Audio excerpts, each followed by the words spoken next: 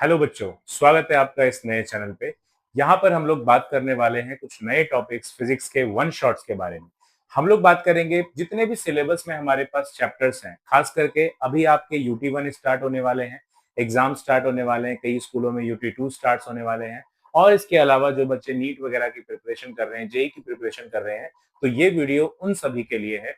ये वीडियो पूरे के पूरे वीडियो में हम लोग एक वीडियो के अंदर सारे कॉन्सेप्ट सब कुछ ए टू जेड कवर करने वाले हैं, जो भी सीबीएसई के सिलेबस में प्रेजेंट है।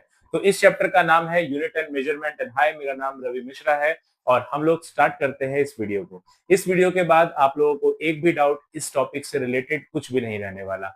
एंड आई गारंटेड कि इस चैप्टर के बाद ये तुम्हारा सबसे फेवरेट चैप्टर होने वाला है। And it is very easy chapter. तो सिलेबस हमारे सामने लिखा हुआ है, जो कि सीबीएसई ने मेंशन्ड है कि यूनिट एंड मेजरमेंट के अंदर हम लोग इस वीडियो में पूरा वन शॉट में कवर करने वाले हैं इस चीज को, टॉपिक को। तो यूनिट एंड मेजरमेंट के अंदर जो टॉपिक पहला स्टार्ट होता है कि भाई जरूरत क्या पड़ी, क्या जरूरत थी हमें कि हमने मेजरमेंट के लिए कुछ यूनिट्स बनाए या मेजरमेंट हमने स्टार्ट किया, ऐसा क्यों किया। इसके अलावा यूनिट्स ऑफ मेजरमेंट में फिर हम सिस्टम ऑफ यूनिट्स के बारे में पढ़ेंगे। एंड ऐसा unit, fundamental figure, significant figures, determining the uncertainty result, और इसमें सबसे इंपॉर्टेंट डायमेंशन एनालिसिस के बारे में। एक चीज जो लास्ट ईयर के सिलेबस से इस साल के सिलेबस में थोड़ा सा डिफरेंस देखने को मिलता है, वो ये कि यहाँ पर एरर्स नहीं है। बट हाँ, एरर्स अभी भी एंट्रेंस एग्जाम्स के अंदर है। तो एरर को हम लोग एक नए सीरीज जो हम लोग के एंट्रेंस एग्जाम के लिए ओनली बनाने वाले वीडियो, उसमें कवर करेंगे। यहाँ पर एक चीज और बताऊं कि जो मैं एंट्रेंस की वीडियोस कवर करने वाला हूँ, उस वीडियोस के अंदर हम लोग ए टू जेड 10 से 15 वीडियो में सारा जेई कवर करेंगे, जिसमें हम लोग गारंटेड 90 प्लस परसेंटाइल स्कोर करेंगे सिर्फ उन वीडियोस के थ्रू। अभी फिलहाल हम लोग जिस पे हैं, ये हमारा मेनली सीबीएसई फोकस्ड है और जेई और नीट के लिए खास करके थियरी पोर्शन हम लोग यहाँ पे कवर करेंगे। A to Z basic knowledge cover हो जाएगी। अभी हम लोग आते हैं टॉपिक पे, स्टार्ट करते हैं कि आखिर हमें क्या जरूरत पड़ी, व्हाई वी नीड यूनिट्स और मेजरमेंट। हमें जरूरत क्या पड़ी इसकी, क्या नीड था इसका। देखो, बहुत पुराने समय की बात है, राजा महाराजाओं की। चलो एक एग्जांपल ले लेते हैं एक राजा की, कि अकबर की कहानी पकड़ते हैं। तो होता यह है कि अकबर राजा उस समय दिल्ली में राज कर रहे थे। लेट्स सपोज ये दिल्ली है अपना, और दिल्ली में इन्होंने ये डिसाइड किया कि दिल्ली के अंदर एक मार्केट है, ये बड़ा सा मार्केट सभी के लिए ओपन है। मतलब व्यापारी अलग अलग राज्यों से आए और हमारे राज्य में आकर के व्यापार करें। अब होता यह है, मान लो कि इन्होंने असाइन किया कि भाई एक हाथ कपड़ा अगर आप मेरे राज्य में बेचेंगे, तो एक हाथ कपड़े का जो टैक्स मैं लूंगा वो 1 रुपए लूंगा। लेट सपोज राजा ने ये घोषणा कर दी, 1 रुपए एक हाथ कपड़े का। भाई उस समय मेजरमेंट की यूनिट हाथों से होती थी, मतलब ऐसे करके कपड़ा नापते थे, 1 हाथ, 2 हाथ, 3 हाथ, इस तरीके से नापते थे। तो अब होता यह है कि व्यापारी जो पंजाब से आ रहा है, ये पंजाब से आने वाले व्यापारी ने क्या किया, इसने देखा कि मेरा कपड़ा 100 हाथ है। अब 100 हाथ कपड़े का टैक्स अगर वो कैलकुलेट करता है अपने हाथ से, तो लगभग कितना आ गया भाई, 100, 1 रुपए एक हाथ, तो 100 रुपए आ गया। 100 रुपए का टैक्स 100 हाथ कपड़े का। जैसे ही ये व्यापारी दिल्ली के बॉर्डर पे पहुंचता है, तो क्या देखता है, दिल्ली के बॉर्डर पे छोटे छोटे बौने टैक्स इंस्पेक्टर बन के खड़े हैं। और ये टैक्स इंस्पेक्टर क्या कर रहे हैं, कपड़े को अपने हाथों से नाप रहे हैं। तो जो कपड़ा मेरे यानी व्यापारी के हाथ से 100 हाथ था, क्या मुझे बताओ वो बोनो के हाथ से 100 हाथ रहेगा? जवाब है नहीं। अब बोनो ने इसको कैलकुलेट कर दिया 300 हाथ।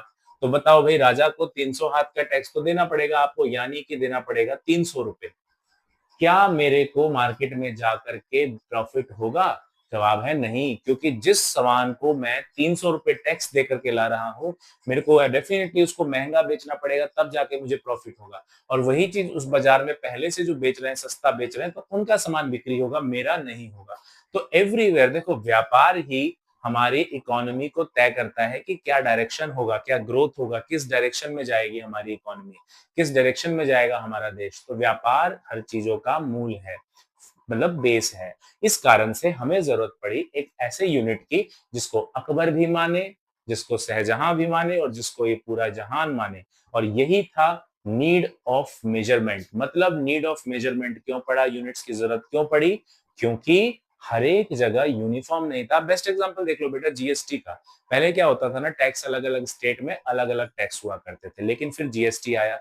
यूनिफॉर्म टैक्स पूरे के पूरे भारत में फिक्स कर दिया गया कि इस सेक्टर में 18%, इस सेक्टर में 12%, किसमें कितना लगेगा, तो यूनिफॉर्मिटी हो गई। That uniformity comes with the need of unit, that's why we need units.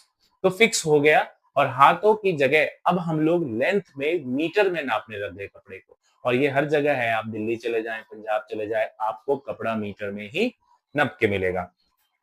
तो मेन आया कि हमें जरूरत क्यों पड़ी, तो जरूरत इसलिए पड़ी कि हर एक जगह यूनिफॉर्म होता है। फिर बेसिकली जब यूनिट्स की बात आती है तो कितने टाइप्स की यूनिट्स होती हैं। फिर बात आई यूनिट्स की, तो कितने टाइप की यूनिट आती है, तो बेसिकली दो टाइप के यूनिट्स हैं। One is called fundamental units, क्या बोलते हैं, फंडामेंटल यूनिट्स, ओके। तो one is called fundamental units, और दूसरा, भाई नाम में छुपा हुआ है फंडामेंटल, बेसिक, बेसिक यानी इसका दूसरा नाम ही है बेस यूनिट्स। क्या नाम है, बेस यूनिट्स। और इसके अलावा एक दूसरी यूनिट जो बच गई, that is derived units. Derived नाम है, डिराइव्ड मतलब किसी से डिराइव है, किसी से लिया गया है, और ये लिया गया है बेटा फंडामेंटल यूनिट से। So there are two types of unit, one is called fundamental unit and other is called derived unit। दो टाइप की यूनिट्स बनाई गई।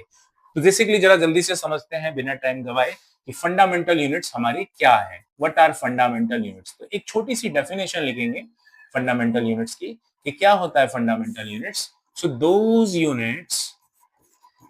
यूनिट्स विच आर बेस, जो क्या है, बेस है, बेबी को बेस पसंद है वाला बेस है। Those units which are base units from which, जिससे अदर यूनिट्स आर डिराइव्ड, बाकी की units, other units are derived, जिससे बाकी की यूनिट डिराइव की जाती है। अंडरस्टूड। तो ऐसी यूनिट जिससे बाकी की यूनिट डिराइव की जाती है उसे हम लोगों ने नाम दिया फंडामेंटल यूनिट्स। कुल मिलाकर के 7 फंडामेंटल यूनिट्स हैं। There are 7 fundamental units. कितनी फंडामेंटल यूनिट्स है बेटा, 7। 7 फंडामेंटल यूनिट से ये पूरी दुनिया बन गई। इस पूरी दुनिया में जितने मेजरमेंट है, उन सभी मेजरमेंट में ये 7 मेजरमेंट ही फंडामेंटल है। And what are these fundamental units, तो फंडामेंटल यूनिट्स के लिए हम लोग देखेंगे ये table. There are 7 fundamental units, जरा एक एक करके फटाफट देखिए बेटा। मास के लिए हमने क्या यूज किया, मास के लिए यूज किया जाता है किलोग्राम, मतलब ना मास को नापा गया किलोग्राम में। कोई आपसे आपका वजन पूछता है तो आप उसको किलोग्राम बताते हैं, मेरा वजन 50 किलोग्राम है या 100 किलोग्राम है, आप किलोग्राम में जवाब देते हैं। तो मास को किलोग्राम में जवाब दिया गया। लेंथ के लिए यूनिट बनाई गई मीटर। सिमिलर टाइम के लिए यूनिट बनाई गई सेकेंड, टाइम तीसरा फंडामेंटल यूनिट हो गया। करंट के लिए बनाया गया एम्पियर, ये आप 10th में भी पढ़ के आ चुके हो। इसी तरीके टेम्परेचर के लिए केल्विन बनाया गया, क्लास 9th में आपने पढ़ लिया है।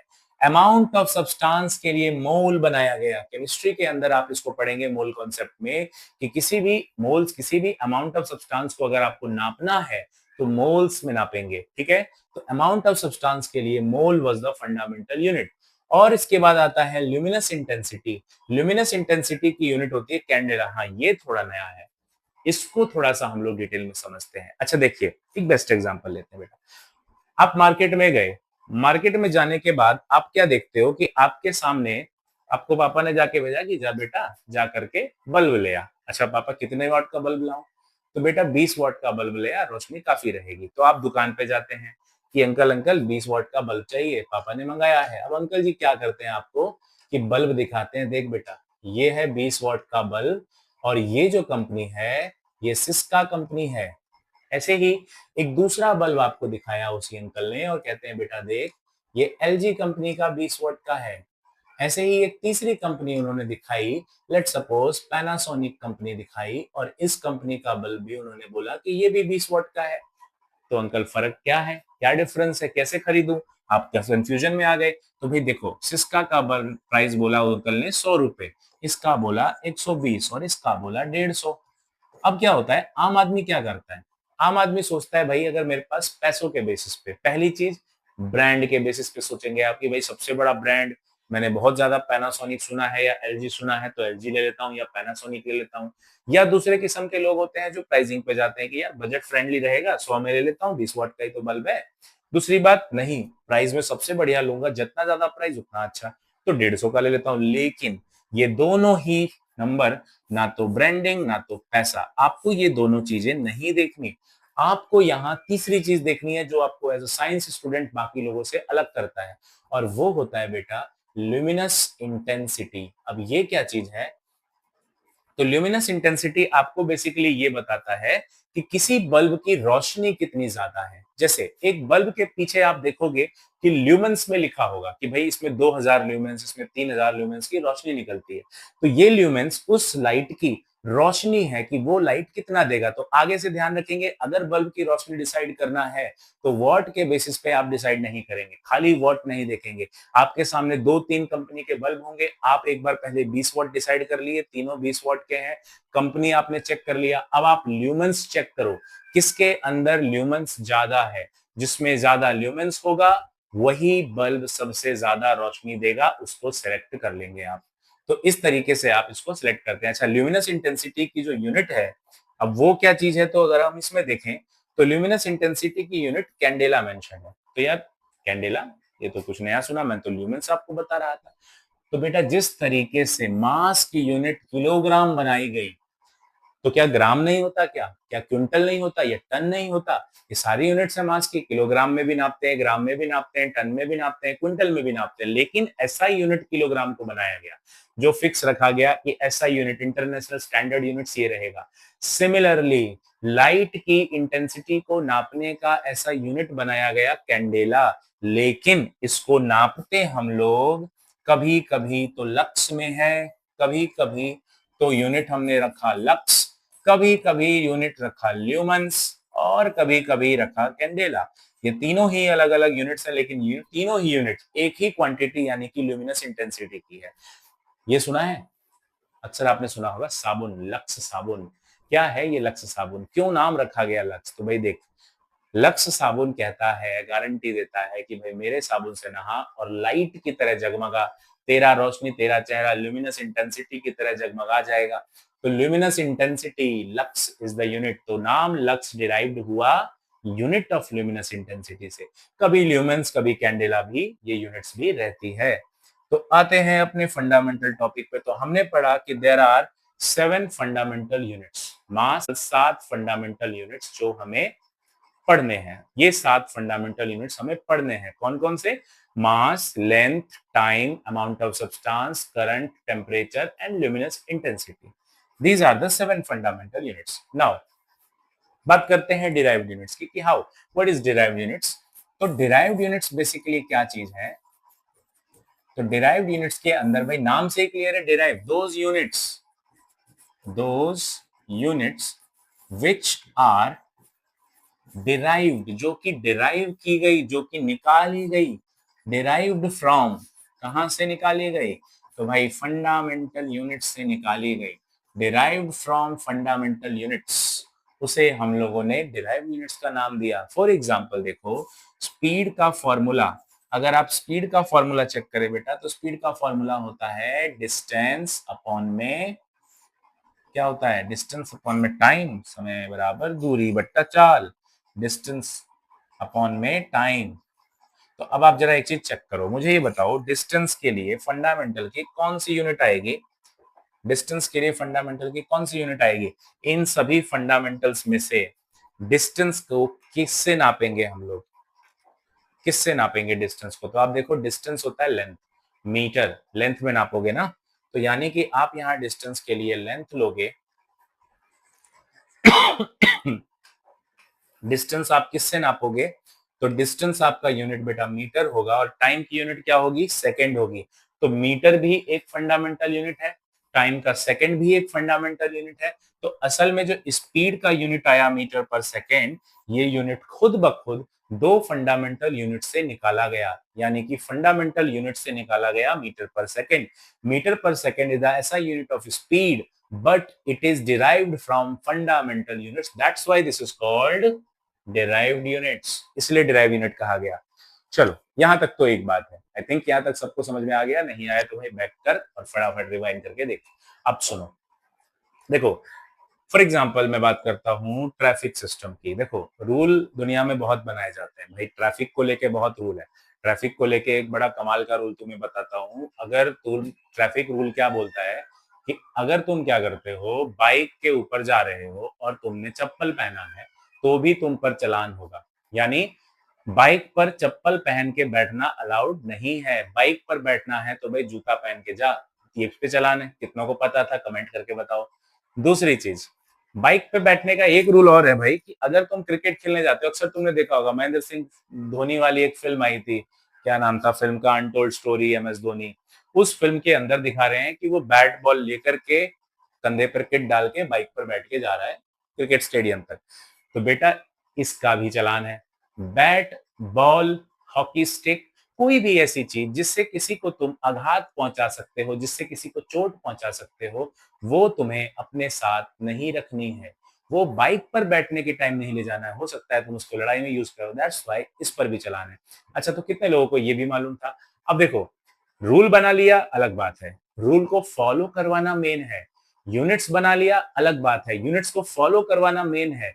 देखो लोगों के मन में शुरू से, जैसे आप दादा परदादा जी जो थे हमारे टाइम के, आपके अगर दादाजी दादाजी से पूछेगा कि उनके बचपन में वो किस चीज के लिए किलोग्राम की जगह गांव में कैसे नापते थे गेहूं को, तो वो आपको बताएंगे भाई सेर में, सवा सेर में, इस टाइप के कुछ सेंटेंस बताएंगे, टर्म्स बताएंगे, जिसमें वो लोग सामान को नापा करते थे कि 2 सेर गेहूं, 3 सेर गेहूं, इस तरीके से सवा सेर गेहूं, ऐसे वो लोग बताएंगे आपको।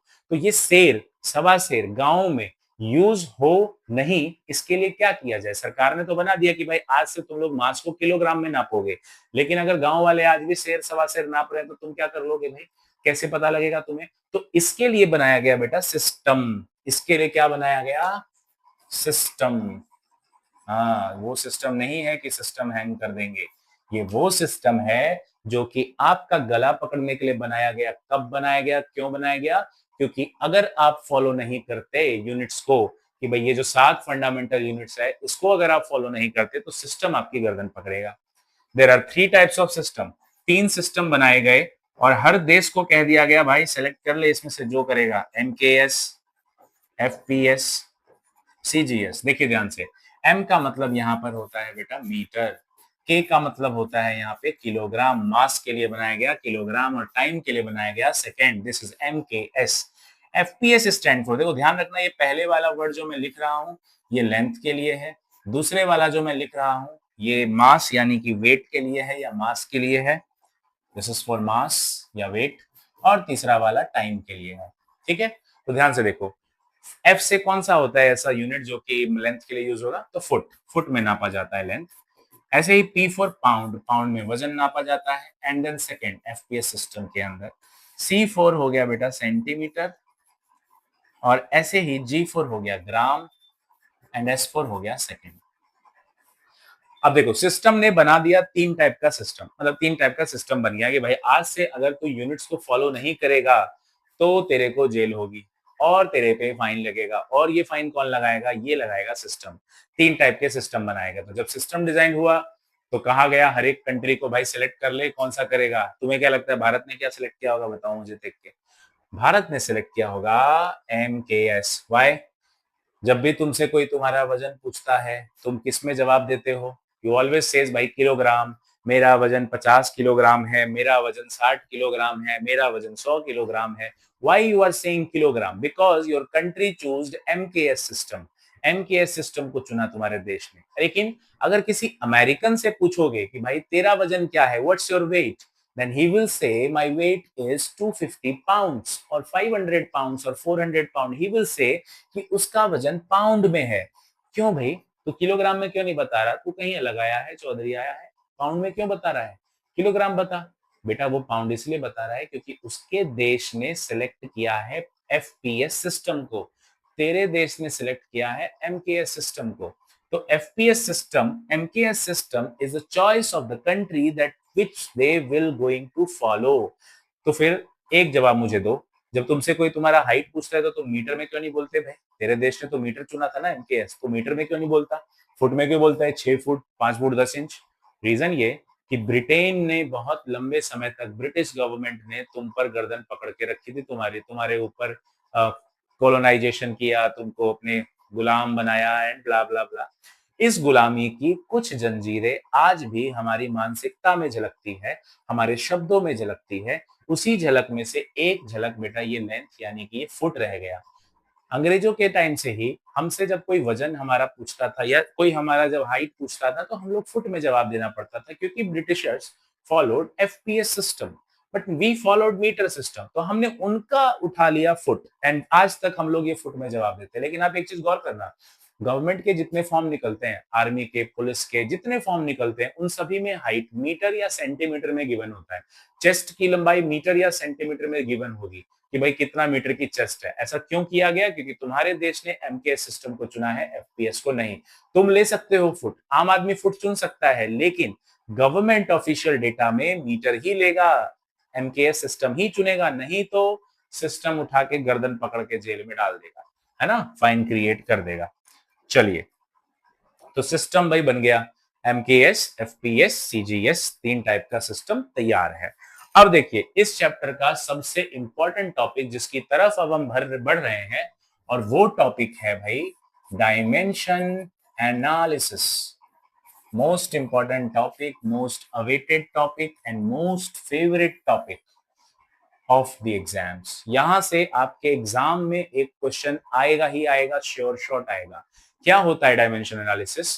देखो फिजिक्स में बेटा बहुत से फॉर्मूले हैं, याददाश्त तो मुझे भी याद नहीं रहता कितने फॉर्मूले हैं। अपनी याददाश्त की बात करूं तो देखो, एक तुम्हें एक इंसिडेंट बताता हूं अपने याददाश्त का। हाँ, तो देखो, याददाश्त, फॉर्मूले, फिजिक्स के अंदर बहुत सारे फॉर्मूले हैं, और भाई उतने फॉर्मूलों को याद रखना असंभव है, स्वयं ब्रह्मा भी याद नहीं रख सकते। तो तुम तो फिर भी बच्चे हो, मैं तो फिर भी टीचर हूँ, तो मुझे तो बिल्कुल याद नहीं रहता। मेरे तो याददाश्त की सीमा ये तक देखो कि भाई एक बार मैं मूवी देखने गया बाइक से, और मूवी देखने के बाद निकला और ई रिक्शा पकड़ के घर आ गया। घर आने के बाद शाम को याद आता है यार बाइक कहाँ गई, तो याद आया कि अरे तो फिर मॉल में पड़ी है भाई, फिर से भाई स्कूटी से, ई रिक्शा से गया हूँ और अपनी बाइक लेकर के फिर वापस आया हूँ। तो ऐसी याददाश्त वाले इंसान को अगर तुम फॉर्मूला याद करने को कह दो तो कैसे याद होगा? इसका एक बेस्ट एग्जांपल देखो। मान लो बेटा कि वर्क की बात करूं, 9th क्लास में आपने वर्क पढ़ा हुआ है। वर्क का फॉर्मूला होता है क्या? Force into displacement. ध्यान से देखना इस चीज को, एक बहुत गहरी और बहुत इंपॉर्टेंट चीज बताने वाला हूं यहाँ पर। बहुत बारीकी से हम इस टॉपिक को समझने वाले, एक एक चीजों का रीजन तुम्हें दूंगा कि कोई चीज आई तो क्यों आई, कहां से आई। देखो ये 3 फॉर्मूलों को समझना।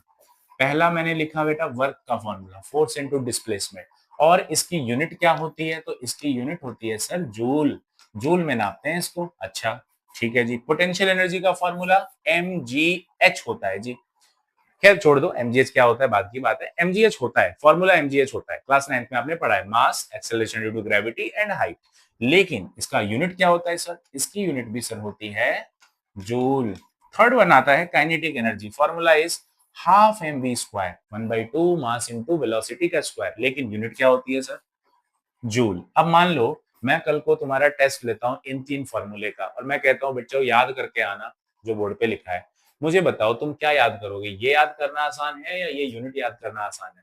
ज्यादा आसान होगा यूनिट याद करना, क्योंकि तीनों के फॉर्मूले तो अलग अलग है, लेकिन तीनों की यूनिट क्या है? तीनों की यूनिट सेम है। यानी कि हमारे लिए इजी होती है यूनिट को याद रख पाना। हजारों फॉर्मूले हैं, कितने फॉर्मूले याद करोगे यार? लेकिन यूनिट्स, या यूनिट की तरह ही होता है डायमेंशन, सेम होती है दोनों चीजें। तो डायमेंशन, और डायमेंशन भी सेम उसी तरीके से इन तीनों का सेम ही आएगा जैसे कि यूनिट सेम आया है। तो अगर मैं आपको ये बोलूं कि भाई अगर तुम्हें यूनिट याद है, अगर तुम्हें डायमेंशन याद है, तो फॉर्मूला तुम खुद बना लोगे, तो क्या जरूरत है फिर फॉर्मूला पढ़ने की? क्यों ना डायमेंशन से ही काम चला ले। That's why dimension analysis comes into play and it is important as well.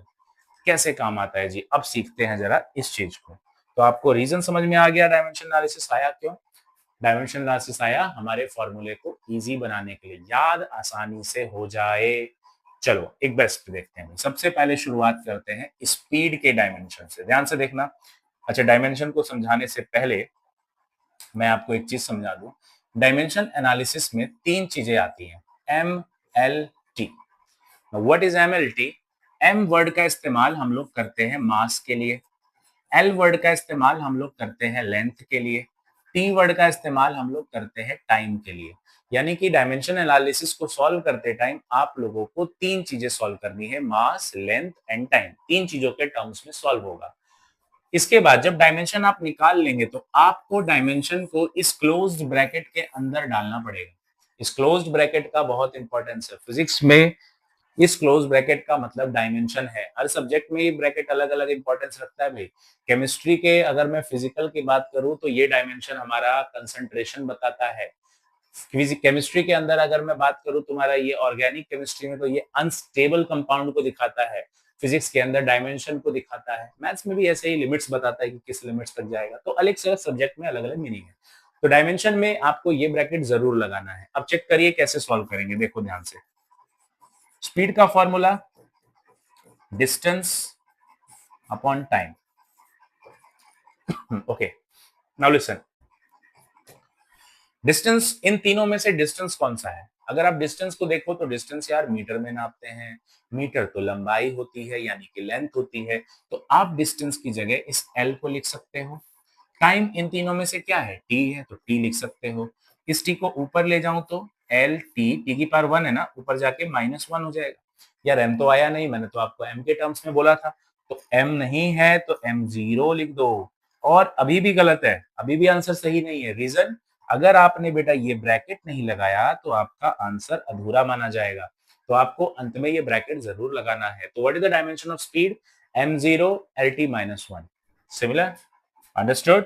चलो अब देखो, सेम ऐसे ही मैं अब डायमेंशन निकाल रहा हूं वेलोसिटी का। देखना ध्यान से। वेलोसिटी का फॉर्मूला होता है, क्या होता है भाई? डिस्प्लेसमेंट अपॉन में टाइम। और डिस्प्लेसमेंट एमएलटी में से डिस्प्लेसमेंट क्या है? ये भी मीटर में नापा जाता है। तो इसके लिए भी एल आएगा, टाइम के लिए टी आएगा, ऊपर जाएगा तो lt-1 और एम नहीं है तो m0। आपका ये डायमेंशन हो गया वेलोसिटी का, राइट? ऐसे ही आप जितना मर्जी निकाल सकते हैं डायमेंशन। अब देखिए एक और डायमेंशन निकाल लेते हैं, मोमेंटम का।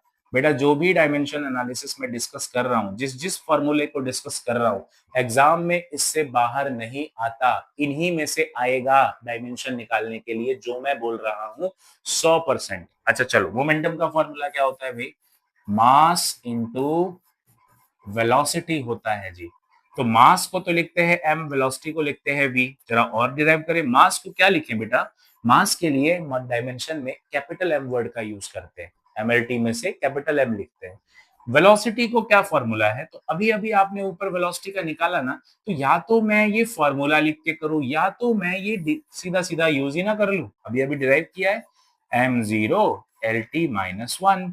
तो फॉर्मूला क्या बन गया? देखो m ये भी है, m ये भी है, बेस सेम तो पावर ऐड 1 + 0 1 होगा, m आएगा lt-1। ये आपका डायमेंशन आ गया मोमेंटम का।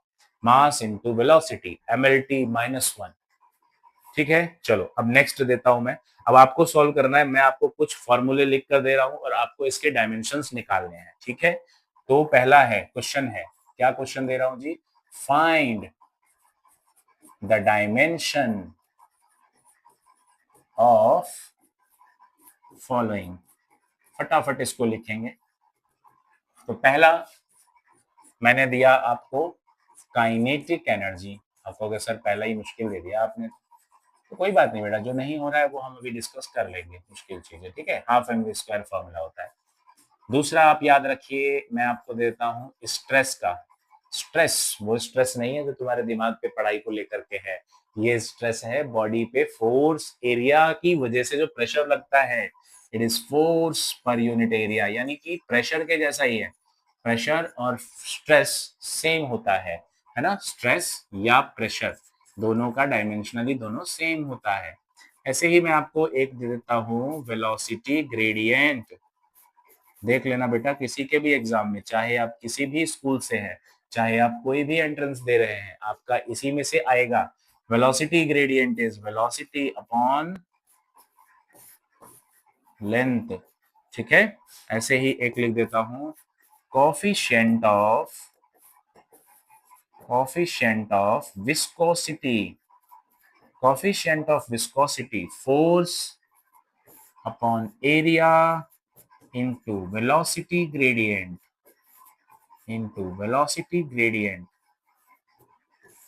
ये हो गया। इसके अलावा modulus of elasticity, modulus of elasticity, what is this? This is called stress upon strain. अब बात जब स्ट्रेन की आ गई तो हमारा अगला बेटा स्ट्रेन ही है। स्ट्रेन होता है change in length upon original length, change in length upon original length. तो ये आपके कुछ फॉर्मूले हैं जिसके डायमेंशन आपको निकालने हैं और आपके एग्जाम में इन्हीं में से घूम फिर के आपको क्वेश्चन में दिखेगा। अब फटाफट एक बार ट्राई करो और फिर उसके बाद हम करते हैं, ठीक है? चलिए।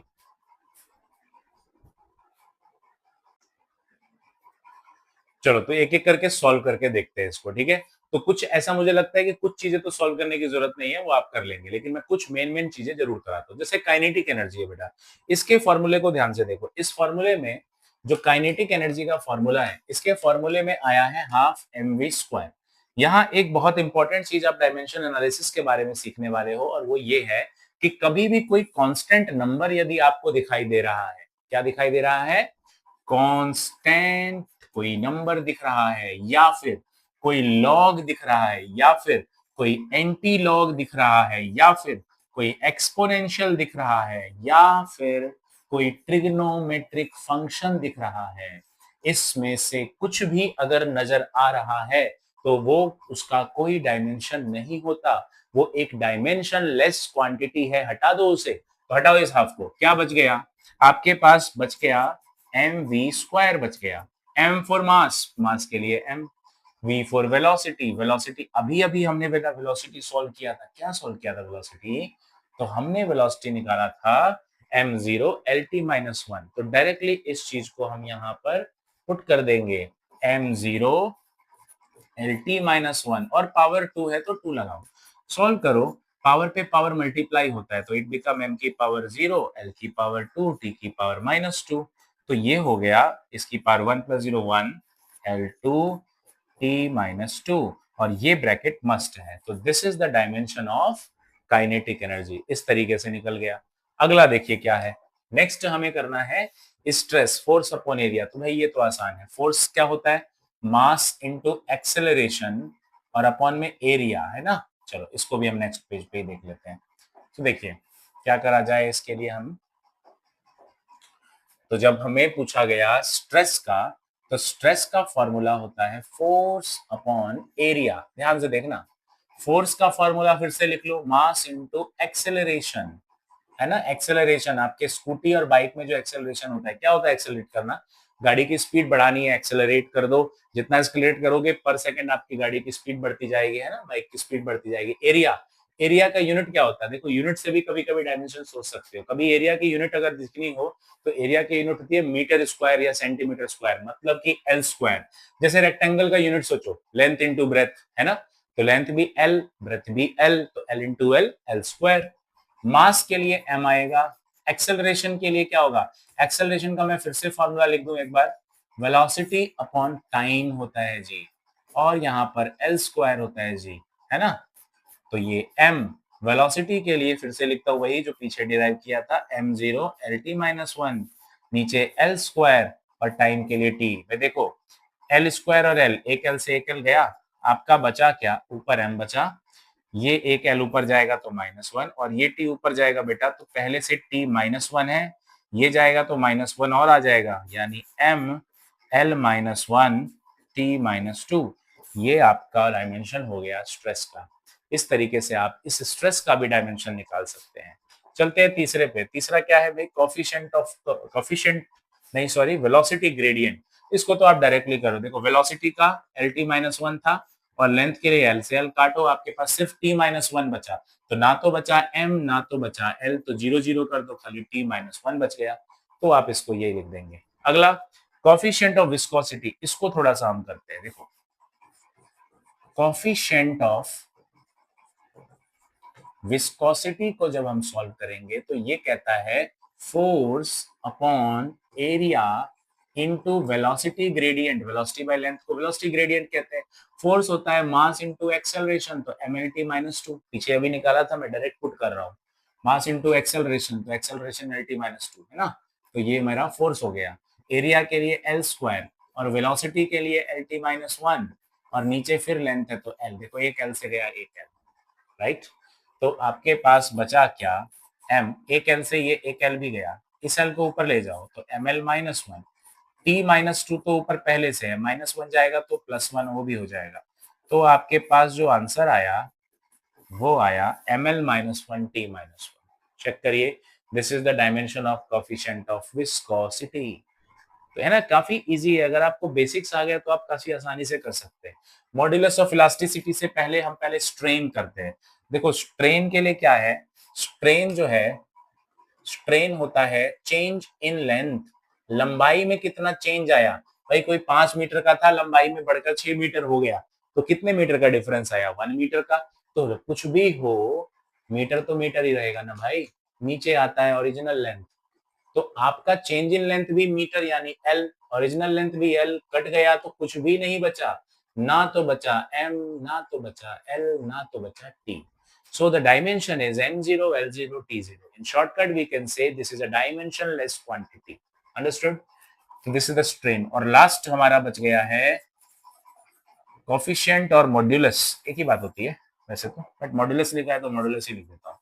मॉड्यूलस ऑफ इलास्टिसिटी, देखिए ध्यान से, मॉड्यूलस ऑफ इलास्टिसिटी का फॉर्मूला है स्ट्रेस अपॉन स्ट्रेन, राइट। तो स्ट्रेस का डायमेंशन क्या निकला था, अभी हमने स्ट्रेस निकाला था, सॉल्व किया था कि स्ट्रेस होता है फोर्स अपॉन एरिया। तो अगर फोर्स अपॉन एरिया है, फोर्स का डायमेंशन मास इनटू एक्सेलरेशन, एरिया हो गया एल स्क्वायर, और स्ट्रेन आपका डायमेंशन लेस आया बेटा, m0 l0 t0। तो जरा सॉल्व करें तो इसको तो हटा ही दो ना, लिखने का क्या जरूरत है, दिस इज वन ओनली। तो एक एल से एक एल कटा, ऊपर ले जाओ तो m l minus one t minus two, this is the dimension of modulus of elasticity. इस तरीके से हम लोगों ने ये टॉपिक को भी फिनिश कर लिया। This topic was dimension analysis. अब बात आती है कि हमें इसकी जो पढ़ना है वो ये कि हम जानेंगे कुछ इसके एप्लीकेशंस के बारे में, जैसे कि क्या एप्लीकेशन है डायमेंशन एनालिसिस का, क्यों जरूरत पड़ी, क्या फालतू पड़ी थी इस चीज को सीखने की, है ना। तो एप्लीकेशन, दुनिया में बिना फायदे के कुछ नहीं होता बेटा। कोई तुम्हें एक छोटा सा जीरा भी नहीं देगा बिना फायदे के तुमसे, है ना। तो अगर कोई तुम्हारे फेवर में कुछ बात कर रहा है तो वो अपना कोई फायदा ही देख रहा है, ओके। दुनिया में याद रखना, application of, application of dimension analysis. तो हमने अगर ये सीखा है तो कोई फायदे के लिए तो सीखा है। तो ये है हमारे डायमेंशन एनालिसिस के एप्लीकेशन। जैसे कि पहला एप्लीकेशन क्या है, देखो कभी मन में सवाल आया कि कोई साइंटिस्ट जो है वो कोई फॉर्मूला कैसे डिराइव करता है, किस तरीके से कोई फॉर्मूला निकालता है। तो असल में जब वो एक्सपेरिमेंट करता है ना, तो उसके बाद वो ये चेक करता है कि उस एक्सपेरिमेंट में जो पैरामीटर है वो कौन कौन से हैं जिस पर डिपेंड हो रही है ना। जैसे फॉर एग्जांपल के लिए मान लो मैं टेस्ट टाइम सिंपल पेंडुलम का एक्सपेरिमेंट कर रहा हूँ, तार को ऐसे लटका दिया, बॉल को घुमा रहा हूँ, तो मैं देखूंगा कि भाई वायर की लंबाई पे डिपेंड कर रहा है, बॉल लटकाया उसके वजन पे डिपेंड कर रहा है, या ग्रेविटी पे डिपेंड कर रहा है। ये सारी चीजें देखनी पड़ेगी और फिर निकलेगा। यानी पहला काम ये कि टू डिराइव, क्या डिराइव करना, to derive the formula of a physical parameter। भाई कोई फॉर्मूला फिजिकल क्वांटिटी का, फिजिकल मींस फिजिकल क्वांटिटी वो होता है जिसको मेजर कर सकते हो तुम। तो कोई ऐसी क्वांटिटी जो मेजर कर सकते हो उसका फॉर्मूला निकालने के लिए डायमेंशन एनालिसिस यूज होता है। सेकंड एप्लीकेशन जो हम बात करेंगे बेटा वो होगा to check the correctness of formula. किसी ने फॉर्मूला बना लिया, भांग खा के बनाया, दारू पी के बनाया, भाई कुछ भी करके बनाया, बना लिया, तुम्हें चेक करना है कि ये फॉर्मूला करेक्ट है कि नहीं। तो check the correctness of formula, तुम इसमें यूज करोगे डायमेंशन एनालिसिस का। तीसरा एप्लीकेशन और आखिरी एप्लीकेशन जो हम पढ़ेंगे वो ये कि हम लोग बेटा कन्वर्ट करेंगे वन सिस्टम टू अनदर। अभी मैंने आपको सिस्टम बताया था कि सिस्टम तीन तरीके के होते हैं। सिस्टम वो है जो फॉलो करवाएगा तुमसे किसी चीज को, किसी यूनिट को, फंडामेंटल को। There were three types of systems. Number one was what, NKS, number two was FPS, number three was CGS. तुम्हारे देश ने क्या चुना, एमकेएस, ब्रिटेन ने क्या चुना, यूएस ने क्या चुना, एफपीएस, है ना। तो ध्यान रखना। तो ये तीन हम लोग एप्लीकेशंस पढ़ने वाले हैं वन बाय वन। चलिए पहले एप्लीकेशन पे चलते हैं। तो first application is to derive the formula. देखो जो मैं पैटर्न करने वाला हूँ, ये क्वेश्चन तुम्हारे एग्जाम में 3 नंबर का आएगा, और इस क्वेश्चन को सॉल्व करने का सिंपल सा सेटअप हमेशा सेम होगा, जो मैं करने वाला हूँ सेम टू सेम स्टेप्स होंगे। फॉर्मूला कोई क्वेश्चन लेते हैं पहले बेसिक सा। देखो भाई ये फॉर्मूला, ये क्वेश्चन है। क्वेश्चन ने क्या बोला कि एक डी ब्रॉगली वेवलेंथ है लैम्डा, डिपेंड करता है किस चीज पे? डिपेंड करता है, ध्यान रखना। इसने ये नहीं बोला बेटा कि डायरेक्टली प्रोपोर्शनल है, इनवर्सली प्रोपोर्शनल है।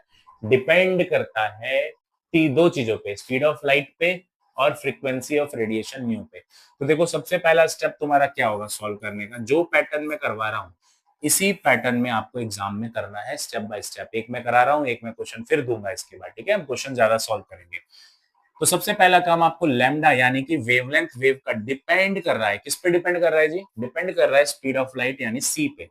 क्या इसने आपको ये लिख कर दिया कि वो डायरेक्टली प्रोपोर्शनल है या इनवर्सली प्रोपोर्शनल है? तो जवाब है नहीं सर, नहीं दिया।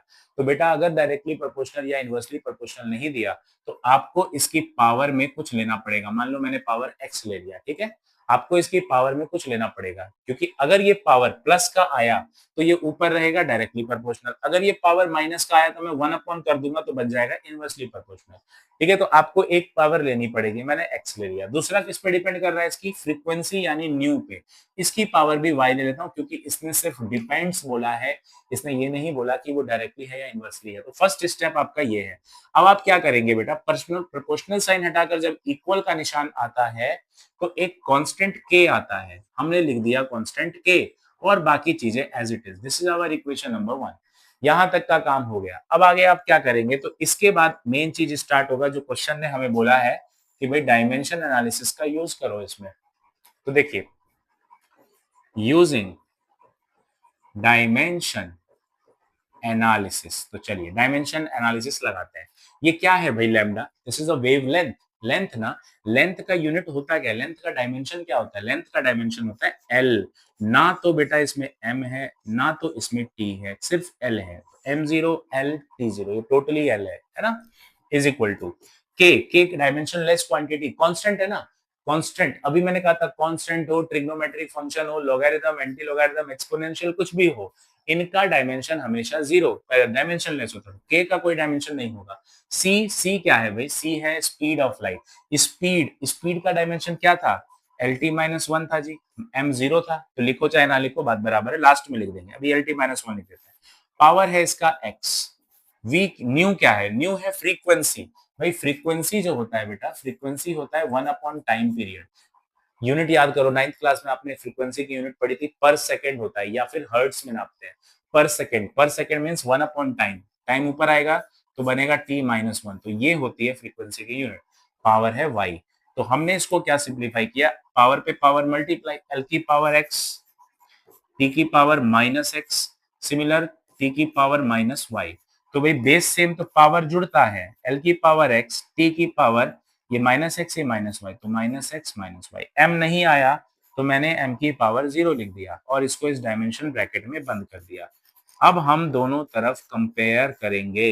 यहां तक काम होने के बाद आपकी फिजिक्स खत्म हो चुकी है और इस फिजिक्स में आ गया है मैथ्स। ठीक है? फिजिक्स और मैथ बाय बाय है भाई। देखो अब कंपेयर करो दोनों तरफ। अब यहाँ पर आपका मैथमेटिक्स स्टार्ट होता है, कंपेयरिंग बोथ साइड्स। देखिए, जब बेटा बेस सेम हो तो पावर बराबर होगा। m यहाँ भी है, m उधर भी है, यहाँ m की पावर 0, देखो उधर भी m की पावर 0 बराबर है। l की पावर यहाँ x है, वहां 1 है, तो आपका x की वैल्यू आ गई 1। पहली चीज निकल गया। दूसरा देखो, t का पावर है माइनस एक्स माइनस वाई, तो माइनस एक्स माइनस वाई, और उस तरफ t का पावर लिखा हुआ है 0, यानी 0 के इक्वेट कर दिया मैंने। x की तो वैल्यू मैंने 1 निकाला, माइनस वाई इक्वल टू 0, तो यहां से मेरा जो माइनस वाई आ रहा है ये उधर जाके 1 हुआ, यानी y का वैल्यू तो माइनस 1 आ गया। तो इस तरीके से आपके पास x और y दोनों आ चुके हैं। अब आप इस वैल्यू को पुट कर दो फर्स्ट इक्वेशन में, पुट इन फर्स्ट।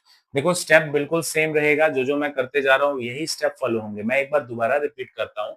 सबसे पहले तो क्वेश्चन में ये देखो कि वो डिपेंड किस पे कर रहा है। जैसे डिपेंड कर रहा है जिस भी चीज पे, आपको उसकी पावर में a b c x y z जो भी लेना है ले लो, पावर ले लिया। नेक्स्ट काम करना क्या है? डायमेंशन एनालिसिस लगाना है। जैसे लैम्डा वेवलेंथ है, वेवलेंथ लेंथ है, उसका डायमेंशन लिख दो। फिर के का कोई डायमेंशन नहीं है तो डायमेंशन नहीं आएगा। सी का डायमेंशन लिखा, पावर एक्स लगाया। वी का डायमेंशन लिखा, पावर वाई लगाया। देन मैंने क्या किया, इसको थोड़ा सा खोला और अब फिर कंपेयरिंग दोनों साइड करके, जो इधर m की पावर है इधर वाले m की पावर से मैंने इक्वेट कर दिया, जो इधर l की पावर है इधर वाले l की पावर से इक्वेट कर दिया, और मैं यहां तक पहुंचा। इतना होने के बाद आपको फर्स्ट इक्वेशन में इनकी वैल्यू पुट करनी है। फर्स्ट इक्वेशन है लैम्डा इक्वल्स टू के सी की पावर x और न्यू की पावर y। देखो अब पुट करो इसमें, देखो k को कुछ कर नहीं सकते, k तो k ही रहेगा। c की power x, what is x? हमारा x 1 आया है तो 1 रख दो, 1 लिखो ना लिखो बात बराबर ही है। न्यू की पावर y, y आया है -1। अब यहाँ पे वो चीज आ गया बेटा, जब पावर नेगेटिव होता है तो उसको रेसिप्रोकल ले जाते हैं, यानी कि आपका न्यू नीचे चला जाएगा, तो लैम्डा का फॉर्मूला आपका आया के C by nu. This is the formula we are going to derive, जो हमने डिराइव करना था वो आ गया है। तो ये है पहला एप्लीकेशन डायमेंशन एनालिसिस का। अब मैं आपको एक दूसरा क्वेश्चन देने जा रहा हूं, आप लोग इस क्वेश्चन को सॉल्व करेंगे कि ये क्वेश्चन होगा कैसे। अब देखिए क्वेश्चन ये है, ओके, तो ये वाला फॉर्मूला है, अभी ये एक क्वेश्चन है जो अभी आपको करना है उसी मेथड से, जो मेथड मैंने अभी आपको सिखाया, आप वो लगा करके इसको सॉल्व करके देखिए। चलिए, तो आप थोड़ा सा वीडियो को पॉज करना और पॉज करके फिर इसको सॉल्व करके देखेंगे। अब हम इसको स्टार्ट करते हैं, करना कैसे है देखिए, अपने आंसर को फिर मिलाइएगा करने के बाद। तो सबसे पहले टाइम पीरियड सिंपल पेंडुलम, देखो पेंडुलम किस तरीके का होता है, इसे हम पेंडुलम कहते हैं कि ऐसा कुछ होगा और उसमें एक बॉल होगा जो लटका होगा, इस बॉल को यहाँ ले गए और यहाँ ले जाकर के छोड़ दिया, वायर की लंबाई हो गई L, इस बॉब का मास हो गया M, बॉल को बॉब बोल देते हैं, ठीक है, तो ये हो गया M। तो कुल मिलाकर के जो टाइम पीरियड इसने बोला, ये डिपेंड कर रहा है बेटा, याद रखना डिपेंड कर रहा है, डायरेक्टली प्रोपोर्शनल या इनवर्सली प्रोपोर्शनल नहीं दे रखा, इसने बोला डिपेंड कर रहा है। किस पे डिपेंड कर रहा है भाई? सबसे पहला डिपेंड कर रहा है मास पे, यानी कि m पे, तो m की पावर a लगा दिया मैंने, ठीक है, मैंने कहा था ना कि आप a b c x y z कुछ भी ले सकते हो, तो मैंने a लगा लिया। लेंथ ऑफ वायर यानी l पे डिपेंड कर रहा है, तो b लगा दिया क्योंकि दिया नहीं है डायरेक्टली इनवर्सली। और acceleration due to gravity g पे कर रहा है, पावर c लगा दिया। सब अगला काम क्या है, प्रोपोर्शनल साइन हटा के इक्वल लगाया तो एक कांस्टेंट आया, ये आपका सेकंड स्टेप हो जाता है। तो ये आपका हो गया बेटा पहला इक्वेशन सॉल्व, फर्स्ट इक्वेशन। अब हम करेंगे क्या, तो यहां पर हम लोग यूज करेंगे डायमेंशन एनालिसिस का, यूजिंग डायमेंशन एनालिसिस। देखो जब हम डायमेंशन एनालिसिस का इस्तेमाल करते हैं तो टाइम पीरियड के लिए डायमेंशन क्या होगा, टी ही होगा, एम और जीरो, एम और एल तो है नहीं, तो M zero L zero T is equal to K, constant है कोई डायमेंशन नहीं होगा, एम फॉर मास, तो मास के लिए लिखा एम पावर ए, एल क्या है लेंथ, लेंथ के लिए एल पावर बी, जी क्या है एक्सेलरेशन ड्यू टू ग्रेविटी है, तो एक्सेलरेशन, एक्सेलरेशन के लिए होता है एल टी माइनस टू, हमने पीछे निकाला था सी, तो इसको थोड़ा सा सिंप्लीफाई करते हैं, M A L B L C T की पावर माइनस टू सी, भाई बेस सेम तो पावर जुड़ जाता है बेटा, एल की पावर ये बी और ये सी जुड़ के हो गया बी प्लस सी, टी की पावर माइनस टू सी। अब आपका फिजिक्स खत्म, मैथ शुरू।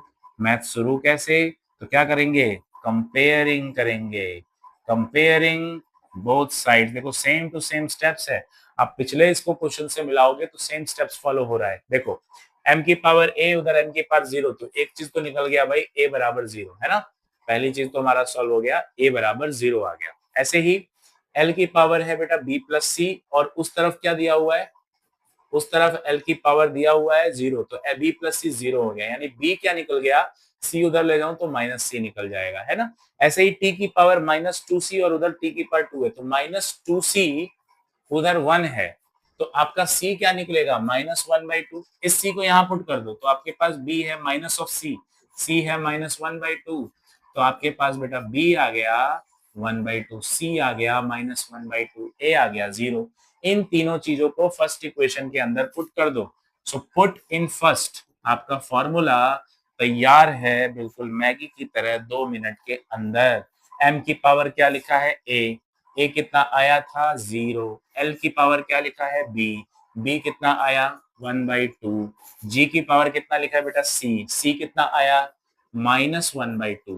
किसी की पावर जीरो वन होता है, लिखने की जरूरत नहीं होती है, m की पावर जीरो को हटा दो, l की पावर वन बाई टू का मतलब रूट l, जी की पावर माइनस अपॉन ले जाओ, माइनस है तो प्लस हो जाएगा, जी की पावर वन बाई टू हो जाएगा नीचे, और बेटा अगर वन बाई टू होने वाला है तो क्या करते हैं, वन बाई टू को हम पावर रूट लगा सकते हैं, तो ये भी रूट में आ गया, दोनों चीजें रूट में है, तो एक काम करते हैं ना, दोनों को कंबाइंड रूट डाल दें, एल अपॉन जी।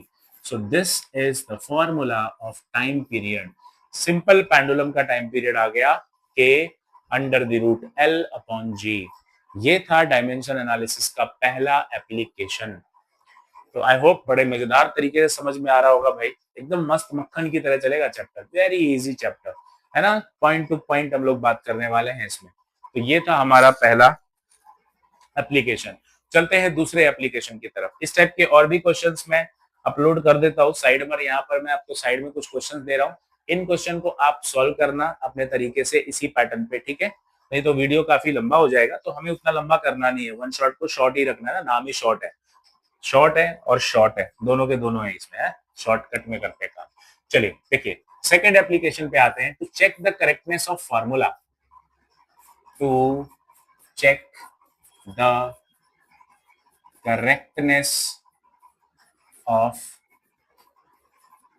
फार्मूला, किसी फार्मूला को चेक करना कि क्या वो फार्मूला सही है या गलत है, ये चेक करने का काम भी डायमेंशन एनालिसिस से किया जा सकता है।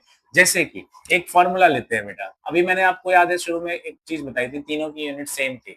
वर्क है, वर्क का फॉर्मूला वैसे तो फोर्स इनटू डिस्प्लेसमेंट होता है, लेकिन वर्क की यूनिट जूल होती है। पोटेंशियल एनर्जी की यूनिट भी जूल थी, काइनेटिक एनर्जी की भी जूल थी। तो एक काम करो, वर्क और काइनेटिक एनर्जी को चेक करते हैं क्या दोनों बराबर होते हैं, क्योंकि दोनों की यूनिट तो सेम आई है ना।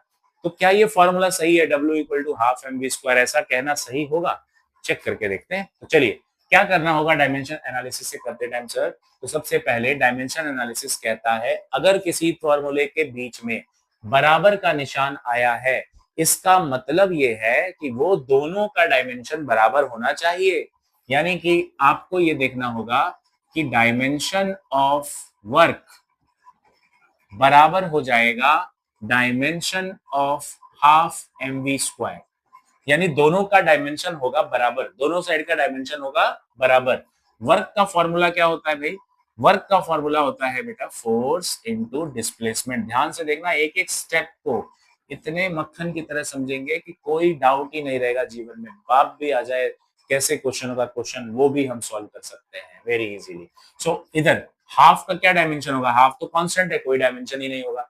m यानी मास, मास के लिए आया m, v for velocity lt-1, power आया 2। इधर आ जाओ, फोर्स के लिए mass into acceleration lt-2, displacement यानी l, mlt में से डिस्प्लेसमेंट क्या होगा? l होगा, is equals to m l की पावर 2 t की पावर -2। ये आपका इधर का डायमेंशन, इसको सॉल्व करके देखो, m l1 l1 l2 t -2। अब बताओ मुझे, क्या ये दोनों तरफ डायमेंशन अलग अलग है या सेम है? तो सर जी ये तो दोनों सेम आ गया। तो अगर ये दोनों सेम आ गया, इसका मतलब आपने जो फॉर्मूला लिखा था ये फॉर्मूला बिल्कुल सही है। इस तरीके से हम लोग फॉर्मूले को चेक करते हैं, ठीक है? तो फॉर्मूले को चेक करने का तरीका, दोनों तरफ का डायमेंशन सेम होना चाहिए। चलो एक और क्वेश्चन देखते हैं। चलिए, एक फॉर्मूला है, बचपन से पढ़ते आ रहे हो, एट नाइन्थ क्लास में, half equal to UT plus half AT square. यहाँ पे सिंबल का मतलब क्या क्या है? एस का मतलब होता है बच्चे डिस्प्लेसमेंट, डिस्प्लेसमेंट। यू का मतलब होता है initial velocity, initial velocity. T का मतलब होता है टाइम, ए का मतलब होता है एक्सेलरेशन। तो ये सभी यूजुअल मीनिंग्स हैं इसके ना। तो चलिए एक बार देखते हैं डायमेंशन से करके। अब एक चीज गौर करना, इस फॉर्मूले में एक बहुत ही इंपॉर्टेंट चीज बताने वाला हूं मैं। क्या है सर वो इंपॉर्टेंट चीज? ध्यान से देखो, यहाँ पे बीच में प्लस साइन दिख रहा है आपको, प्लस का सिंबल दिख रहा है। इस प्लस के सिंबल का मतलब क्या है? ऐड कर रहे हैं हम लोग, है ना? प्लस का मतलब ही ऐड होता है, कोई नई चीज तो नहीं बता दी। लेकिन क्या बताने जा रहा हूं मैं, कभी भी डायमेंशन एनालिसिस में प्लस का सिंबल, किसी फॉर्मूले में प्लस का सिंबल ये बताता है कि उन दोनों का डायमेंशन सेम है, उन दोनों की स्पीशीज सेम है। आप इस चीज को एक तरीके से समझो, यहां पर मैं अगर ऐसा कहूं कि 5 घोड़े और 6 घोड़े जोड़ करके बताओ, तो आप बड़ी आसानी से इसका मुझे जवाब दे सकते हो कि सर इसका जवाब क्या होगा? इसका जवाब तो 11 घोड़े हो जाएगा। लेकिन अगर मैं यहीं पर आपसे ये सवाल पूछ दूं कि 5 घोड़े और 6 गधे जोड़ करके बताइए क्या होगा आंसर, तो आप कहेंगे ये तो पॉसिबल ही नहीं है। 5 घोड़े और 6 गधे को मैं जोड़ कैसे सकता हूं, है ना? जोड़ ही नहीं सकते। क्यों? क्योंकि दोनों अलग अलग जाति के हैं, अलग अलग स्पीशीज के हैं। तो आप ऐड तभी कर सकते हो जब दोनों डायमेंशन सेम हो, जब दोनों घोड़े हो, दोनों गधे हो, दोनों घोड़े गधे ना हो, है ना, दोनों सेम होने चाहिए। तो ये चीज यहाँ पर हमें खासा ध्यान रखना होगा इस चीज का। तो यहाँ पर ध्यान ये रखना बेटा कि अगर किसी फॉर्मूले में प्लस का निशान या माइनस का निशान दिख रहा है तो वो डायमेंशनली सेम होने वाला है। एस यानी डिस्प्लेसमेंट, तो यानी क्या लिखने वाला हूं देखना ध्यान से, डायमेंशन ऑफ एस बराबर इसके इक्वल है ना, तो डायमेंशन ऑफ यूटी और प्लस का निशान आ गया यानी इक्वल लगा दो, क्योंकि इसकी जो डायमेंशन है वही अगले की डायमेंशन होगी, क्योंकि मैं जोड़ रहा हूं दोनों को, 5 घोड़ा 6 घोड़ा, दोनों को जोड़ रहा हूं मैं, 5 घोड़े 6 घोड़े को, तो भाई डायमेंशन दोनों घोड़े ही होने चाहिए। तो ये हाफ ए टी स्क्वायर का डायमेंशन भी वही होना चाहिए जो एस का होना चाहिए। अगर इस फॉर्मूले को सेटअप कर दिया तो समझ लो कि आपका आंसर आ गया। एस यानी कि एल, M0 L T0 ये आ गया जी। एस मतलब डिस्प्लेसमेंट यानी कि लेंथ आ गया जी। अगला U फॉर इनिशियल वेलोसिटी, ना वेलोसिटी LT-1 होता है, T फॉर टाइम, टाइम लिख दिया। इस तरफ चलो, अगली तरफ हाफ का कोई डायमेंशन नहीं होता, एक्सेलरेशन LT-2 होता है, टाइम यानी T का स्क्वायर, स्क्वायर है ना, स्क्वायर लगा दिया। देखिए बेटा M0 L T0 ये आ गया इसका डायमेंशन। ऐसे इसका देखो, M तो है ही नहीं, नहीं है तो 0 लिख दो, ये L है और ये T-1 और ये T+1 जुड़ेगा तो T0 हो जाएगा, ये आ गया जी। इस तरफ M है नहीं तो M0 लिख दो, L है जी, T-2+2 जुड़ेगा 0 हो जाएगा। चेक करके बताओ मुझे कि क्या ये तीनों सेम है या नहीं है। तो यस सर, तीनों सेम है, और तीनों सेम होने का मतलब ये हुआ कि यस हमारा फॉर्मूला करेक्ट था। Yes, the formula is correct. इस तरीके से आप इसका दूसरा एप्लीकेशन करते हैं, जो कि एप्लीकेशन क्या है, checking the correctness of formula. इस तरीके से आप फॉर्मूले का करेक्टनेस चेक करते हैं। चलो तो एक बहुत इंपॉर्टेंट क्वेश्चन, बहुत इंपॉर्टेंट क्वेश्चन दे रहा हूं। क्वेश्चन ये है बेटा, p plus A N square by V square v minus N B equal to R T, ये एक फॉर्मूला है। इस फॉर्मूले का नाम क्या है, इस फॉर्मूले को वेंडर वॉल इक्वेशन कहते हैं। इस फॉर्मूले में क्वेश्चन क्या पूछ रहा हूं फिर मैं, तो मेरा क्वेश्चन ये है कि फाइंड करो, क्या फाइंड करो सर, तो फाइंड करो dimension of A and B. A और बी के डायमेंशन को निकालो यूजिंग डायमेंशन एनालिसिस। अब देखो यहाँ पे सिंबल से क्या मीनिंग है वो लिख देता हूँ। पी फॉर, नाम से ही क्लियर है, बी मतलब प्रेशर, ए कांस्टेंट है, वही ए निकालना है यार डायमेंशन। एन हो गया बेटा नंबर ऑफ मोल्स, है तो कांस्टेंट ही ना, नंबर ऑफ मोल्स एक नंबर ही तो होगा। वी फॉर वॉल्यूम, ध्यान रखना वॉल्यूम है, वेलोसिटी नहीं है। आर होता है वैसे गैस कांस्टेंट, पर इसका जरूरत पड़ेगा नहीं इस साइड का। टी फॉर होता है टेम्परेचर। अब देखो यहाँ पे प्लस का सिंबल दिख रहा है, अभी मैंने कहा था कोई चीज प्लस या माइनस हो रही है तो उसका क्या मतलब है कि उनका डायमेंशन सेम है। तो जो डायमेंशन इस प्रेशर का है वही डायमेंशन इस अगले का है ना। तो आप सबसे पहला काम करने क्या वाले हैं, आपको सबसे पहले लिखना होगा कि जो डायमेंशन ऑफ प्रेशर है इक्वल टू वही dimension of A N square upon V square होगा, सेम होगा। तो चलो प्रेशर का डायमेंशन फॉर्मूला होता है फोर्स अपॉन एरिया। तो फोर्स क्या होता है, फोर्स डायरेक्टली लिख रहा हूं मैं, हाँ, फोर्स हो गया मास इनटू एक्सेलरेशन अपॉन एरिया मतलब एल स्क्वायर। इधर आ जाओ, ए का हमें नहीं पता क्या होना चाहिए, वही तो निकालना है। एन, एन यानी नंबर ऑफ मोल्स, नहीं आएगा, कोई डायमेंशनलेस होता है। नीचे वॉल्यूम है, वॉल्यूम यानी कि कोई वॉल्यूम सोचो, रेक्टेंगल सॉरी क्यूबॉइड का वॉल्यूम सोचो, L into B into H, तीनों ही एल हुए ना, लेंथ भी एल, ब्रेथ को भी एल लिखेंगे, हाइट को भी एल ही लिखेंगे, मीटर में नापते हैं, तो वो आ गया एल क्यूब।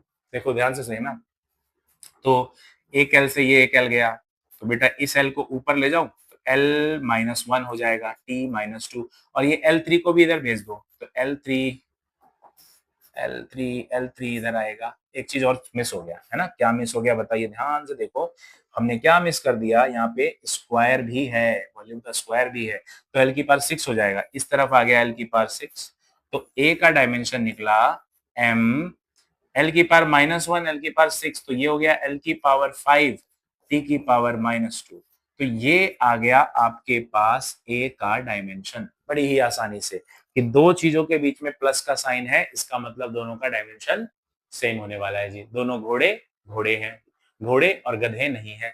अगला v माइनस एन बी के हिसाब से क्या करूं, ऐसे ही लिख देता हूं, फिर डायमेंशन ऑफ v किसके इक्वल होगा, डायमेंशन ऑफ एन बी के, क्योंकि बीच में माइनस है तो डायमेंशन सेम होना चाहिए।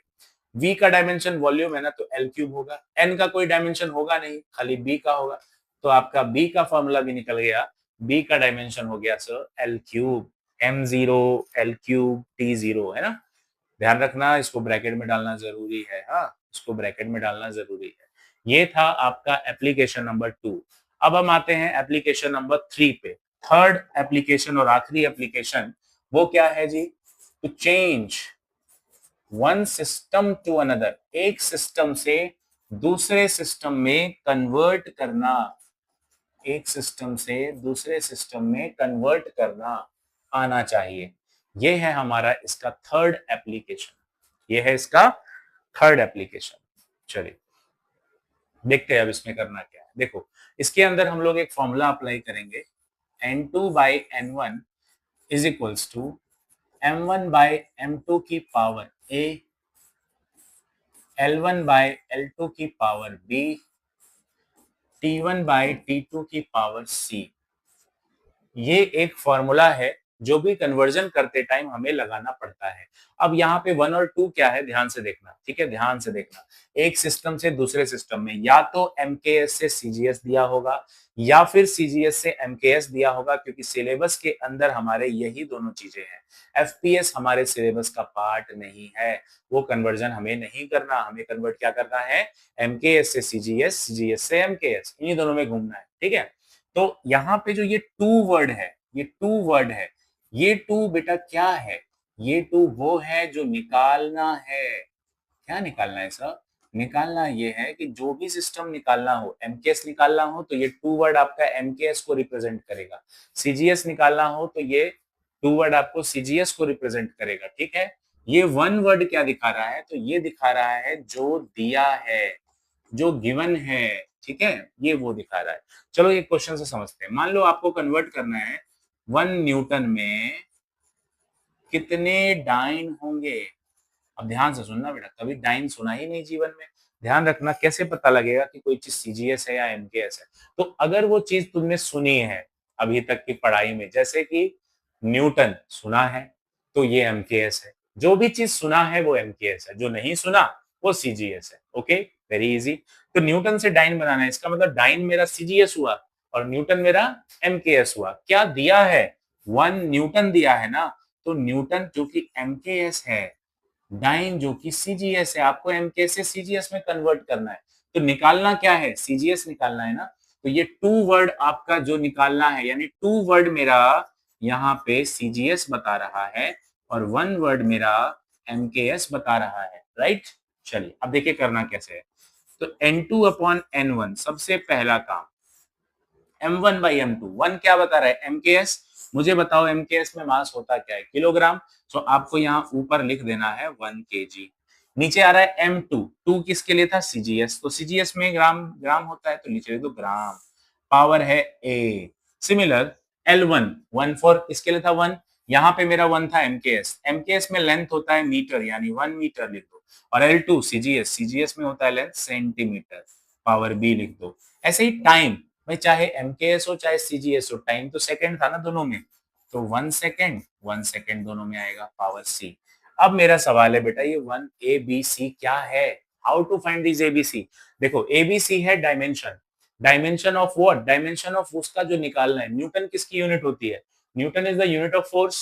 फोर्स का डायमेंशन कैसे निकलता है, mass into acceleration, mlt-2।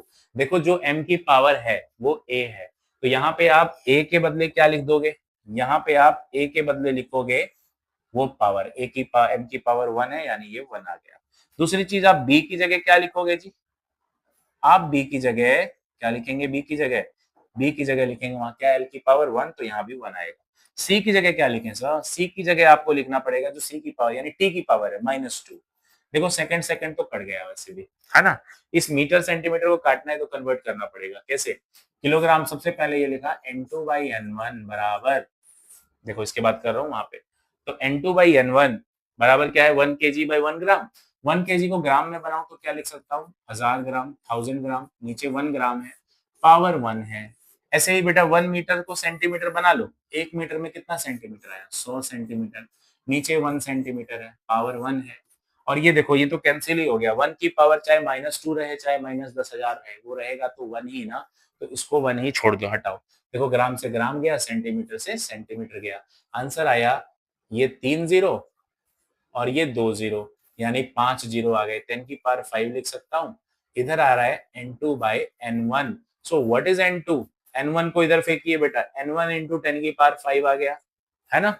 n1 क्या चीज है? तो n1 ये वैल्यू है जो यहाँ पे आपको दिया हुआ। कितना न्यूटन है? 1 न्यूटन था ना, तो यहाँ लिख दो 1 इंटू 10 की पावर 5, क्या निकला? डाइन निकला। तो 1 न्यूटन में कितना डाइन होता है?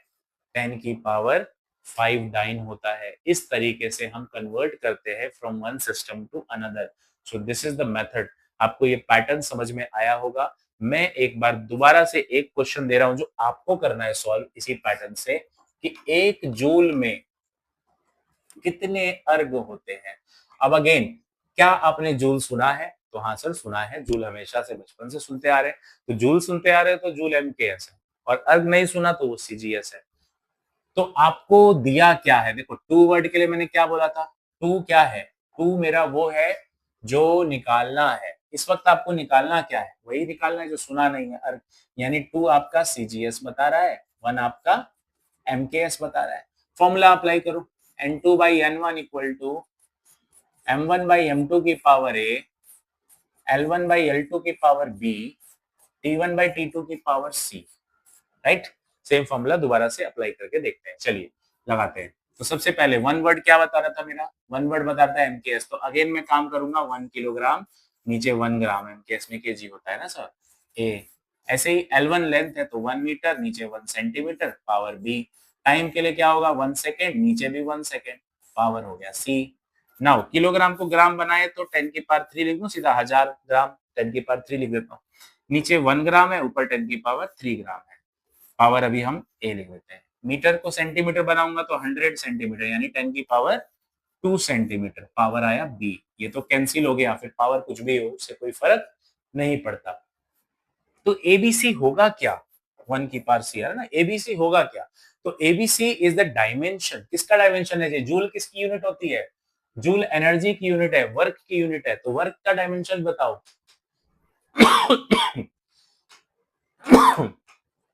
वर्क का डायमेंशन होता है फोर्स इंटू डिस्प्लेसमेंट। तो फोर्स हो गया mass into acceleration into displacement यानी एल। तो ये आता है बेटा ml/t-2, ये आता है वर्क का डायमेंशन। तो जो जो आप इसकी पावर देख रहे हो वो पुट कर दो। तो ए के बदले क्या रख दू?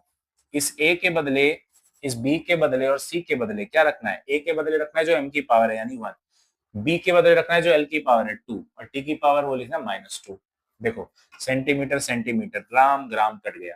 10 की पावर 3 की पावर 1 तो 10 की पावर 3 रहेगा जी। 10 की पावर 2 की पावर 2, 10 की पावर 4 हो जाएगा सर, और ये 1 तो 1 ही रहेगा सर। तो 10 की पावर कितना हो गया? 7। तो यानी कि जो n2/n1 आया ये आ रहा है 10 की पावर 7। तो n2 क्या हो जाएगा? n1 इंटू 10 की पावर 7। n1 क्या है? n1 ये वैल्यू है जो आगे दी हुई है, 1 है ना, तो ये भी 1 हुआ। यानी आपका आंसर क्या आ गया? 1 जूल बराबर 10 की पावर 7 अर्ग आ गया जी। इस तरीके से हमने ये क्वेश्चन भी सॉल्व कर लिया। तो ऐसे ही आप एक सिस्टम से दूसरे सिस्टम में कन्वर्जन के क्वेश्चंस को सॉल्व कर सकते हो। Very easy to understand and very easy topic, right. चलिए तो अब आते हैं, हम लोगों ने डायमेंशन का टॉपिक भी खत्म कर लिया, डायमेंशन के तीनों एप्लीकेशंस देख लिए। अब देखो इतना फायदा होने के बावजूद भी हर चीज की दुनिया में ना कमी होती है यार, कोई भी चीज आइडियल नहीं है, हर चीज की कुछ ना कुछ कमी है ना, कोई 100% सही नहीं है। यानी कि डायमेंशन एनालिसिस की भी कमी होगी। कमी को बोलते हैं लिमिटेशन, यानी कि इसकी भी कुछ लिमिटेशंस होंगी। तो लिमिटेशन ऑफ, इसका लिमिटेशन सर, तो limitation of dimension analysis, dimension analysis की लिमिटेशन करेंगे हम। क्या है लिमिटेशन, क्या है कमियां? पहली कमी, क्या आपने ये देखा कि मैंने जितने भी क्वेश्चन आपको कराए हैं उन क्वेश्चंस में मैंने 3 पैरामीटर से ज्यादा पे डिपेंडेंट नहीं लिया, यानी एम एल टी तीन ही चीज थी ना। तो यानी कि आप वही फॉर्मूला डिराइव कर सकते हैं जो कि 3 पैरामीटर्स पे डिपेंडेंट है ज्यादा से ज्यादा, यानी कि those formula can be, those formula can be derived, those formula can be derived only which is dependent on three parameters, not more than that. उससे ज्यादा पे नहीं होना चाहिए, है ना, तीन से ज्यादा पे नहीं होना चाहिए, नहीं तो फिर प्रॉब्लम क्रिएट हो जाती है और कुछ नहीं। दूसरा लिमिटेशन क्या है, तो हमने पढ़ा कोई कांस्टेंट का डायमेंशन ही नहीं है ना, तो कांस्टेंट और क्या था जी, लोगैरिथम था, और क्या था सर, एंटी लोगैरिथम था। ये सब लॉग एंटी लॉग वगैरह ना केमिस्ट्री में पढ़ोगे आप लोग, और कभी मैं भी पढ़ाऊंगा ये आगे चल के टॉपिक्स में, एंटी लोगैरिथम। ऐसे ही एक्सपोनेंशियल, ऐसे ही और क्या होता है, ट्रिग्नोमेट्रिक फंक्शन। इन सभी का कोई डायमेंशन नहीं होता, यानी डज नॉट हैव डायमेंशन। यानी जिस फॉर्मूले में भी साइन आ जाएगा, कॉस आ जाएगा, लॉग आ जाएगा, आप उस फॉर्मूले को डायमेंशन एनालिसिस से डिराइव नहीं कर सकते, राइट।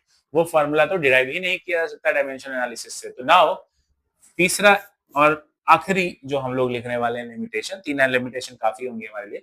तीसरा लिमिटेशन ये है कि जब हमने फॉर्मूले सॉल्व किए थे, जिसके अंदर हमने ये देखा था कि डायमेंशन एनालिसिस की हेल्प से फॉर्मूला निकालना सीखा था, उसमें के आता था ना, फर्स्ट इक्वेशन जो मैंने मानी थी उसमें के माना था। क्या वो तुम्हारे फाइनल फॉर्मूले में के हटा था? नहीं आया था, नहीं हटा था, यानी के की वैल्यू आप निकाल ही नहीं सकते। तो the value of constant, the value of constant के cannot be find using dimension analysis।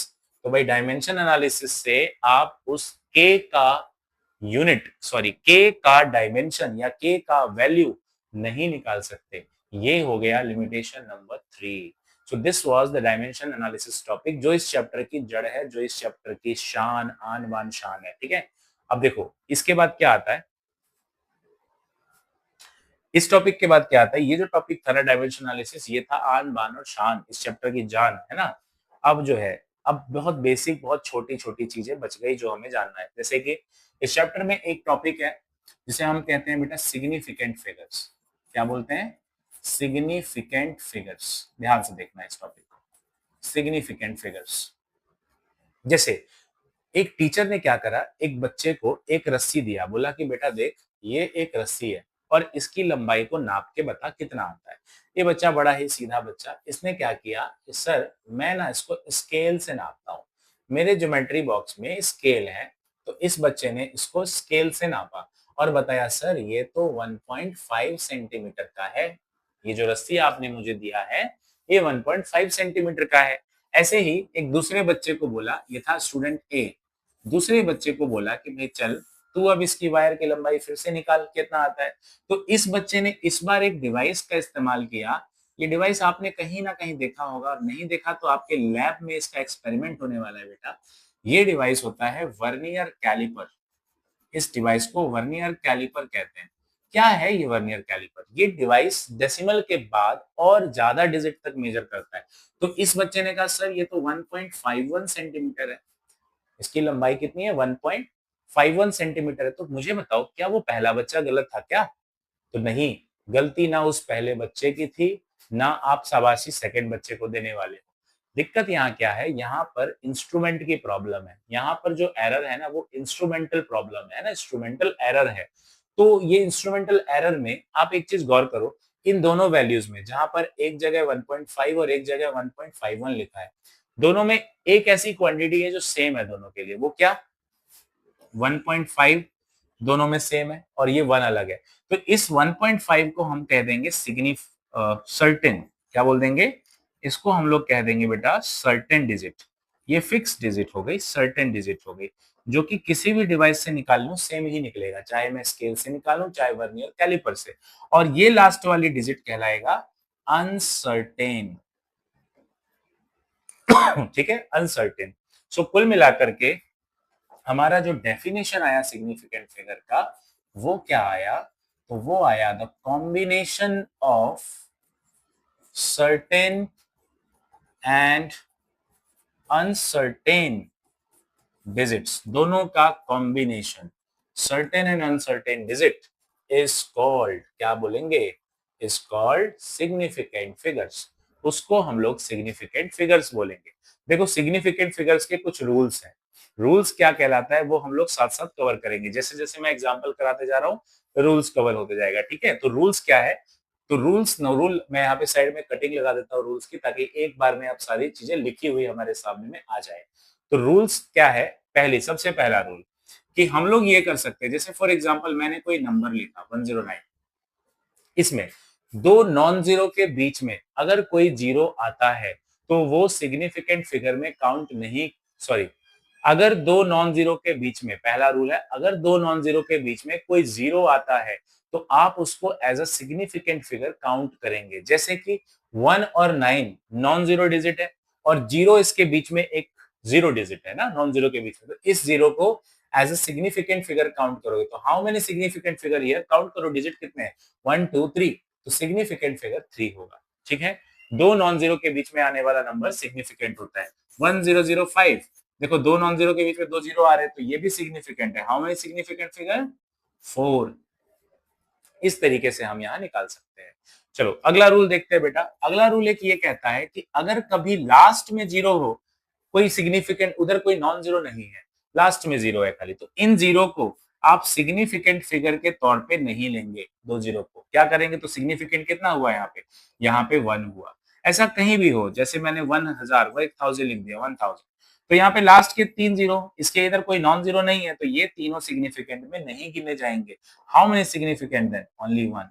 तो इस तरीके से एक हमारा सेकंड रूल ये भी होता है। ऐसे ही अगर मैं और क्वेश्चन करके देखूं, तो मान के चलो अगर मैं डेसिमल लगा देता हूँ, जैसे कि लास्ट में जीरो तो है लेकिन अब मैंने डेसिमल लगा के एक और जीरो कर दिया। जैसे ही डेसिमल लगेगा तो वो जीरो सिग्निफिकेंट फिगर में काउंट हो जाएगा। How many significant figure then, 1 2 3 4, तो ये हो गया बेटा 4, तो जीरो भी सिग्निफिकेंट फिगर बन जाएगा। ठीक है, जैसे मैं लिखता हूँ 1010.0, अब क्या करेंगे, देखो दो नॉन जीरो के बीच में जीरो काउंट होगा, ये जीरो भी काउंट होगा, डेसिमल आते ही सारे जीरो काउंट हो जाएगा। 1 2 3 4 5, हाउ मेनी सिग्निफिकेंट फिगर, 5। इस तरीके से हम सिग्निफिकेंट फिगर्स को निकाल सकते हैं। कोई नंबर है सिंपल सिंपल 1 2 3, ये तो बेटा सारे ही सिग्निफिकेंट फिगर है, इसमें तो कोई कंफ्यूजन ही नहीं है ना। तो ये सभी सिग्निफिकेंट फिगर्स के रूल है। ऐसे ही देखो एक और नंबर देख लेते हैं, मैंने लिखा 100 × 10⁻³ जब भी कभी ऐसा कोई क्वेश्चन है 10⁻³ तो सबसे पहले उस 10⁻³ को भूल जाओ, आप सिर्फ इसको देखो। इसके अंदर जीरो है ना, डेसिमल तो नहीं दिख रहा मुझे, दो जीरो तो है, सिग्निफिकेंट में काउंट नहीं होंगे। सिग्निफिकेंट सिर्फ ये पहले वाला होगा, कितना होगा, 1। So there is 1 significant figure in this question.